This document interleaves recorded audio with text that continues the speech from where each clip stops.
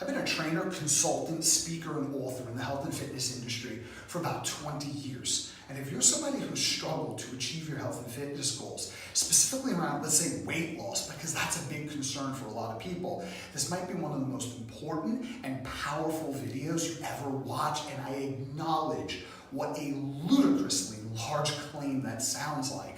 But I'm not here because I invented a fitness tool, or I have a different dietary program that's innovative and works like magic. I'm basing my assertions off of 2 decades working with some of the most highly effective fitness professionals in the world, and even more than that, working with the people who have trained some of the most highly effective fitness professionals in the world. And before I even get to the solution, let me clarify the size of the problem. I'm filming this right now from my office in the United States, and in this country alone, we spend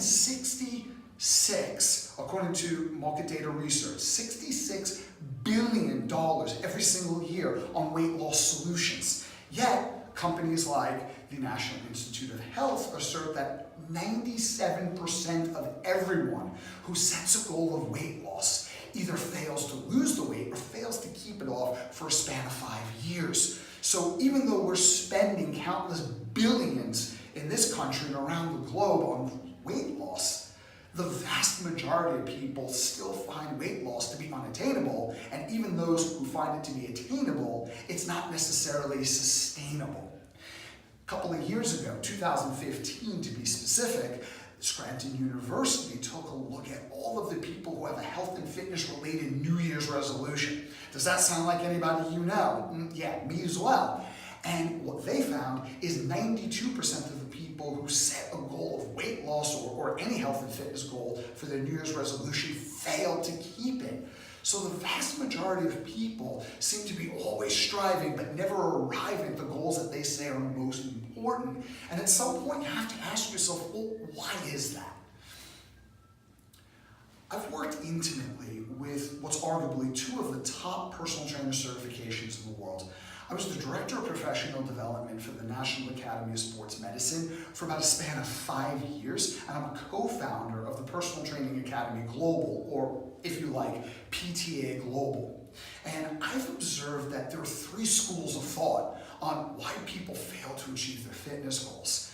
And one of them, I think, is more effective more of the time for more of the people than the other 2. Not because the other 2 are completely without merit, but they're based on a lot of assumptions which leave those 2 theories very incomplete, and a lot of people get frustrated and struggle under them.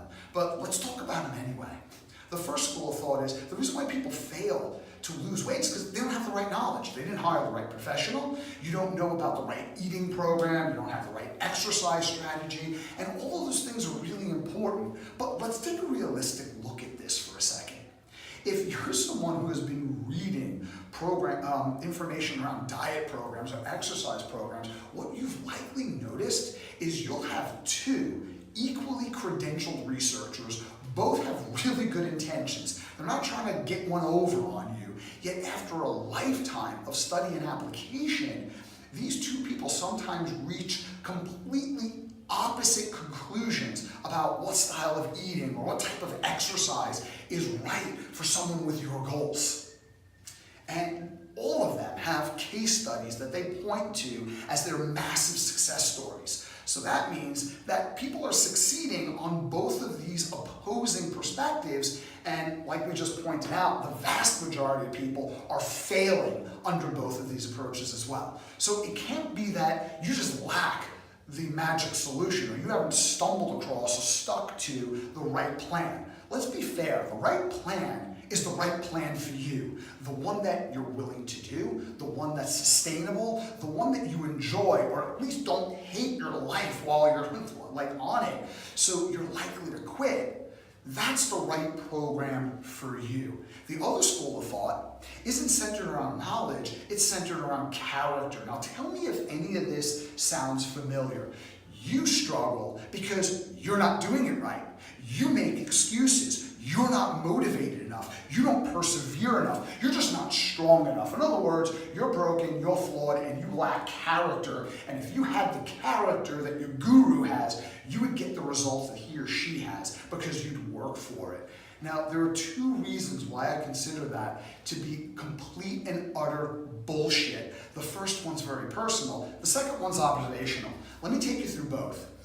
I grew up with pretty severe facial deformities. And that's one of the reasons why I got into the health and fitness industry in the first place, because I knew that when somebody is so dissatisfied with the way they look that it causes them pain and even embarrassment, they'll do anything to change it. If they get the right guidance, they'll follow it. And I knew for me, it took major surgeries to help. I wanted to work with people who didn't need such invasive strategies. So that's number one. Number two, I observed that working with the vast majority of my clients, none of those accusations could be true, because even though they were struggling with weight loss or they were struggling with some aspect of their health and fitness goals, these people were extraordinarily accomplished in other areas of their lives. And I know this is true for you. Tell me if this doesn't sound like you. You might struggle with your health and fitness goals or some aspect of them, but I know that if you're watching this, you're either one, a really great partner to somebody. Maybe you're an incredible parent.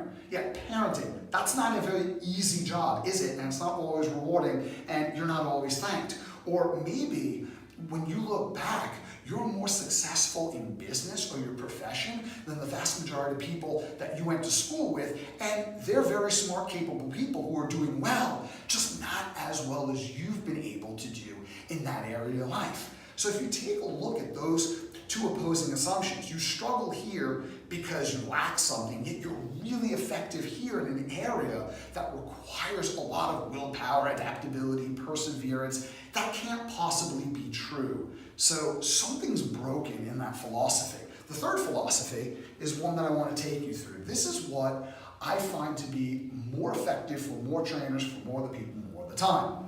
And it's based on a triad. So here's the assumption. These trainers believe, obviously, you need the right tools. Nobody's disputing that. You need the right foods, you need the right information. Let's say you need the right facilities to achieve your goal, whether that's a park, whether it's a track, a gym, whatever, you need those tools. If you're gonna go outside and play football or soccer, if you will, and you don't have a soccer ball, well, you've got a problem. So yes, you need tools, but these trainers also understand it's not just about having the right tools, it's about using them, getting yourself to do the things you need to do, behaviors. So these trainers understand the importance of tools and doing the right things at the right time. But what's different about these trainers, or I see them more as health coaches, is they understand it's not just about tools and doing, it's about who you're being. It's your mindset, how your beliefs and your thoughts, your perspectives and emotions drive your behaviors, and how all of these affect changes in the brain that affect and support the changes you want most in your life. As a matter of fact, you can use what I just said to be a very complete definition of the nature of coaching itself. So when you have all of these things working together, you start to see that people produce better results than they've been able to produce at any other point in their life. So if you're someone who's struggling, let me just reiterate, you likely don't lack motivation, and you likely don't lack character or willpower. What you likely lack, regardless of where this perpetual area of struggle exists, is alignment. Alignment between what I call the core four. And if you can get these four elements to work congruently together, you could probably overcome much, if not all, of the things that you've been struggling with for however long you've been struggling with them. So when I talk about the core four, I talk about first, core beliefs. We all have beliefs about, what's true, what's useful, what's not useful, and all the belief is a thought that you've thought with enough emotion, intensity, and consistency that you no longer recognize it as a thought. It's just the way life is for you. Now, our core beliefs are very related to our core values. These are the things that are absolutely most important to us. And very often we confuse these with the values other people want us to have. What our teachers tell us, what our parents tell us, what our colleagues tell us, or our peers or friends. And those are all very influential. But when we subjugate what's important to us based on what's important to other people, we go ahead and we set goals based on their life strategy, not ours. And we create this perpetual battle against ourselves. That's not a battle any of us can win. So when we get really clear on what our beliefs are, what our values are, truly are, and in what order of importance, we can start getting really clear about what outcomes we most want for ourselves. And by outcomes, I'm not just talking about the goals we set, but what happens when we achieve them? What do we get to experience? What tangibly shows up in our life? And very often, if we don't achieve our goals, what's our experience of the world that we absolutely dread and fear the most? Because that's equally, in some cases, even more of a powerful driver of the last element of the core four, which is your behaviors. And if you're outside the US, I'll add a U in there just so you don't freak out over the spelling. So our core behaviors is what bridges the gap between where we are and where we want to be, maybe even more powerfully, who we are and who and what we ultimately want to become. But when all of these things are in line, results start to show up. Things start to happen. And if you're struggling, this is likely the root cause of it. So here's what I'm going to invite you to do. I'm going to invite you to take a 30-day challenge where you invest in yourself and reinvent the way you look at the world, the way you engage any aspect of health and fitness and transformation. Let me define transformation. I'm talking about where you identify what in your life gives you so much meaning and purpose. It is quintessentially most important. And then you go to work on developing the mental, emotional, and physical capacity to bring that future vision into your current reality. So the problem with what I'm saying, though, if you take a look at it, is everybody who's promoting anything, obviously, is going to tell you how great it is and you should invest in it. But a couple of really smart researchers, DC and Ryan, they discovered that the only type of motivation that really has any endurance is intrinsic motivation. I want to walk you through something before you go ahead and you click on this link, which I absolutely implore you to do. Intrinsic motivation is based on an ARC, A-R-C. The A stands for autonomy. You don't do things because of my reasons, or I think it's a good idea, or even if I have research and data and facts. You are most persuaded to act based on your reasons, based on your beliefs, your values, your outcomes. Second element of intrinsic motivation is R for relatedness. Your propensity to not only take action, but sustain the actions and behaviors that are most important for the outcomes that you want to produce is directly related to how much they align with your values. So I don't want you to do things because I think it's a good idea or because my value system seems to work this way. I want you to do it because it's highly related to what it is you want to be, have, and do in your own life. And the final component is C, and that stands for competence. This blows away the common theory that people don't achieve the goals they set for themselves because they're lazy, because most of us are driven by increasing our levels of competence. We thrive, we excel, we enjoy ourselves most when we're doing things that cause us to grow, even if they're immersive and uncomfortable, if and only if they're related to what we value most, and it's not imposed upon us, we choose it. When we don't choose it and it's not related, things that challenge us, we hate it. But when we do choose it, things that are challenging, that just drives us. Think about your favorite sport, or maybe you were someone who played video games or played chess when you were a kid. You never wanted to play against an opponent who was much worse than you because they would bore you. You'd want to quit within minutes. But you definitely didn't want to play against someone who was so much better than you because you'd get frustrated. But your ideal opponent is someone who's just a slight bit better than you, so you can constantly strive to expand your skill sets. That's what I'm talking about. That's how we all function. This is the key to intrinsic motivation. So what I would implore you to do is click on the link inside of this post, but don't go ahead and sign up for a 30-day program. Just do the first 3 days free of charge, no obligation.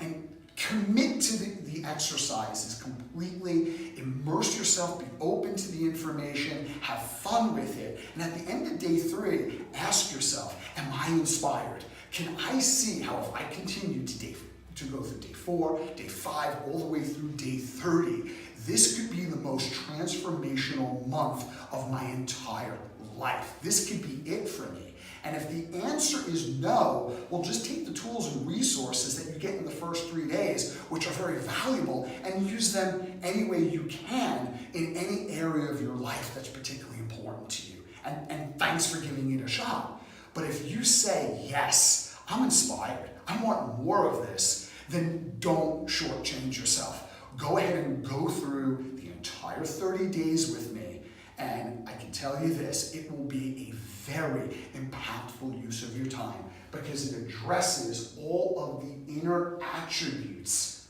that help support everything you want to achieve in your outer world. Because everything you achieve in your outer world is a direct correspondence with how you develop yourself in your inner world. So go ahead right now and click on that link. Just do the 3 days. You have absolutely no risk, nothing to lose, and then make a decision 3 days from now, because if you want to achieve something you've never achieved before, you're going to have to become someone you've never been before.